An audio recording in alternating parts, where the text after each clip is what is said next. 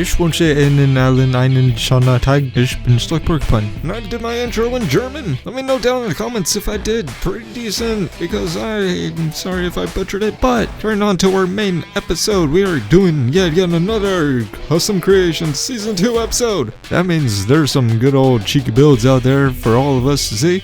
And let's get started, shall we? For our first build, we're going to be taking a look at a good old small elegant yacht. Built by Sekanen, or Sek for short. They ended up creating this very well because there's a lot of levels in architectural design, not only simply the boat itself, but because of everything sort of incorporated into the build, such as at the front part we have a manaphy statue acting as like one of those things at the front of a boat. Everyone knows that. We have baby duck statues sitting casually next to the boats in the water as well, which is a very nice touch. But we can see that there's a main board, like captain's quarters area. We can see that there's a kitchen area, a bathroom, and also a sleeping quarters. On to our next build, or set of builds, I found to be actually rather cute. Tateshi, I hope I actually pronounced that right, created a few Pokemon statues, one being a Lapras sitting in water, which is very cute, and then the other is a Noivern casually roosting or flying above their house. Speaking of their house, it is a mix of a modern style to a sort of rustic farmhouse. I love the material combinations that they went with and the overall structure layout. The front yard of this build has a nice waterfall feature with a pond and some greenery around it. And to close things off, we have a small apricorn farm to add that nice touch of additional color as well.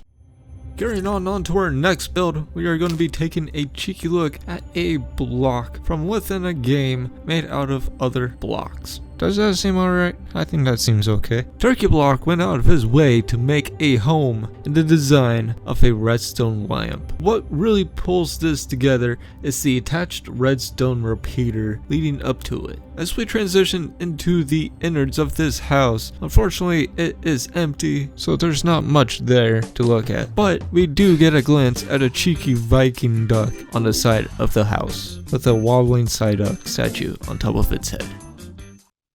Oh my. Our next build being featured happens to be a medium-sized blimp from Shotos. There's a handful of structural features from this build that are very eye-catching right off the bat. The material choices are bright and colorful with the whites and blues, and a mix of wood thrown in there as well. We've seen other blimps prior in other Custom Creations episodes, but not to this degree, where it looks like it's been through an apocalypse, with leaves and vines overgrown all around, covering it entirely. Overall, it is very well put together. The creativity to the design has shown throughout. He's at it again, guys! A classic Jarico build is about to smack you in the face with some good old magical power. Get it? Because it's a well, we're going to take a first-hand look at a few mage statues that he created. The first one having the main color palettes of purples, blues, and some yellows. They have a pair of wings on their back, wielding a magical staff of some sorts. Heck, perhaps it's a fire staff, based on the colors given. The second mage statue has a slightly altered body design, but it also happens to be composed mostly of stone, as well as their cousin on the other side. It has some wings built on their back, as well as wielding a magical staff of some kind. Our next build is from Buzzard122003. They ended up creating a colorful tiki hut. Not everything needs to be high-end fancy or heavily detailed, but the approach to this design is very fitting for a candidate for a Hawaiian-themed build. With a touch of fire and eyes and mouth, it helps add that nice little touch and vibe to the build just in general. Is it just me, or does this bad boy look like the mask from Crash Bandicoot?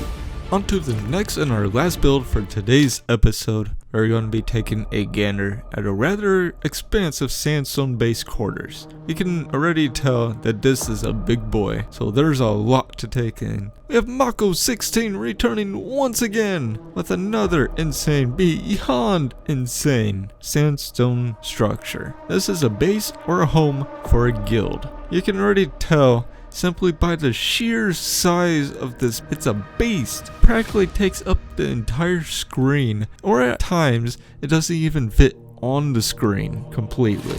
We get to see the approach of work that went into the exterior design and layout simply by the amount of detail that went into creating this extravagant, luscious base. It's purely shocking. I just have to wonder how much time it took him to build it. Besides looking at the exterior architectural aspects of the base itself, there are pockets of landscape work incorporated as well around the base. Mostly in the front yard, you see specific and well-placed patches of grassy regions with a few small ponds and little tiny man-made islands, providing room for greenery such as flowers and trees to be present on.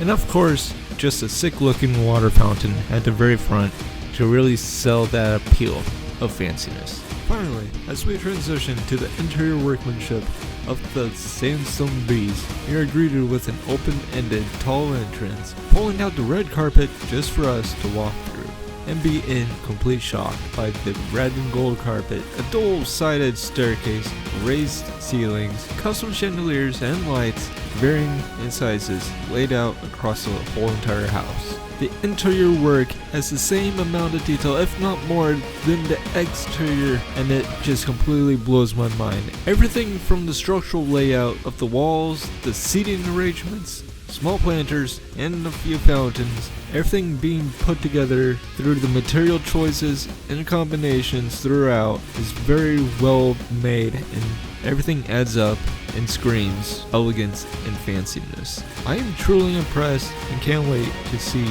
any more future builds. And that wraps up yet again another Custom Creations Season 2 episode. I hope you all enjoyed it. If you did, show that like button some good old lovin'. We are nearing the season finale. Just to let you all know, this is the end, almost, of Season 2. Be golden, stay golden by clicking that subscribe and bell icon to be notified of whenever I upload videos. And until the next time, como siempre, mantente elegante y elegante.